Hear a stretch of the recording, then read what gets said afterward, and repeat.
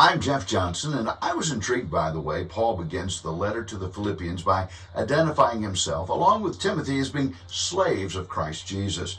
This slave, servant, bondservant identity has been the crux of my research. Now, the Greek word douloi, or a derivative of that Greek word, is found only twice in the text, in chapter 1 and verse 1, and chapter 2 and verse 7.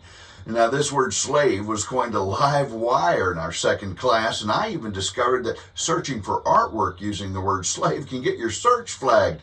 And 2 weeks ago, we had discussion groups consider whether or not we should use the word slave or replace it with servant or bondservant. And as a class, we had a definite general answer of maybe, with all of our stipulations.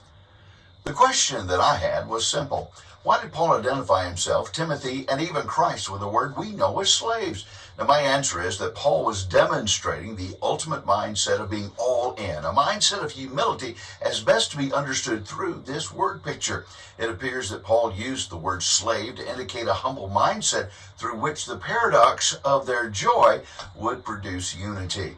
Now, the research considered whether or not this premise can be tested within the book, and finally, whether or not there would be those scholars who would agree with this premise. Testing the premise within the book, you can see a list of references I distilled under 4 categories, which indicate a complete weaving of thought concerning submission and even an exchange of identity, with the recognizable knot in the word slave. Now, we're going to return to this list after we define our term. It's difficult to find someone willing to define the word slave. Dictionaries like Davis's Dictionary of the Bible and World's Bible Dictionary talk about slavery, as does even the International Standard Bible Encyclopedia. Now, much attention is given to how people become slaves, and it's generally noted that people do not want to become slaves. However, life events cause one to end up as one as a result of some sort of misfortune. Now, we have a list of those misfortunes from our class notes. These fall into 4 general categories. It could be a citizen of a conquered nation, a person who is found in poverty, someone who is born into slavery, or someone who broke the law and is now being punished. Despite our Americanized view of slavery, the ancient world functioned with slavery as a part of human existence. Sometimes it would be horrible and abusive, and other times the masters recognized the value in the slaves and their existence was more humane. There were even those slaves who remained slaves after having the opportunity to be freed. Generally, this was because of some greater personal benefit. Some had developed families in the master's houses, and some would have responsibility and great self-worth, and those responsibilities would be so great that we would compare them today to managers, and some would have great loyalty for their masters. Nelson's New Illustrated Bible Dictionary is unique in that it is bold enough to give us a brief definition prior to talking about slavery. The definition is this: a person bound in servitude to another human being as an instrument of labor, one who is no longer free and has no rights. Now, we do know that people who were slaves were traded and bought and sold as property, and when one has no rights, they are described, in fact, as one who no longer has an identity. So would it be fair to assert that Paul describes himself and Timothy as those whose lives are identified only in servitude to Jesus Christ, and they have no other identity but Christ's followers and Christians? The big difference between Paul and Timothy becoming slaves is the way they became slaves. Even though Paul's eyes were closed on the road to Damascus so his heart could be opened, Paul had a choice: follow all in or not. Timothy, who was reared by godly women, had a choice. He could follow what he had been taught or not.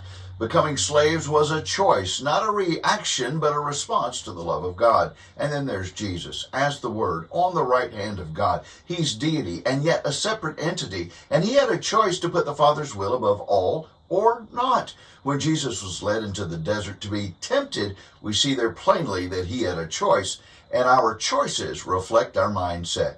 John DeBerry once said, "When we're born, we look like our parents, but when we die, we look like our choices." Now, Paul gives us several references concerning humble choices while writing to the Philippians.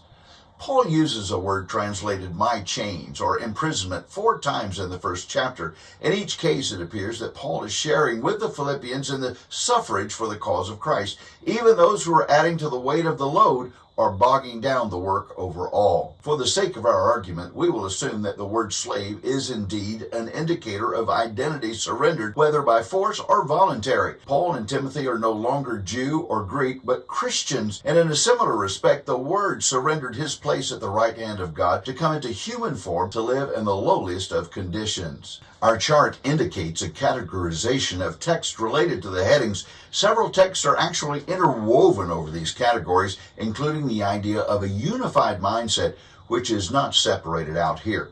While categorizing by pericope seems feasible, the question of theological agreement concerning the use of the word douloi as a mindset demonstrative of the fullness of humility, which has its paradoxical result joy, is something we'll look at next. Robert Gundry notes in his textbook, A Survey of the New Testament, that humility was a despised attribute that only belonged to slaves, and yet Christian teaching made it a virtue.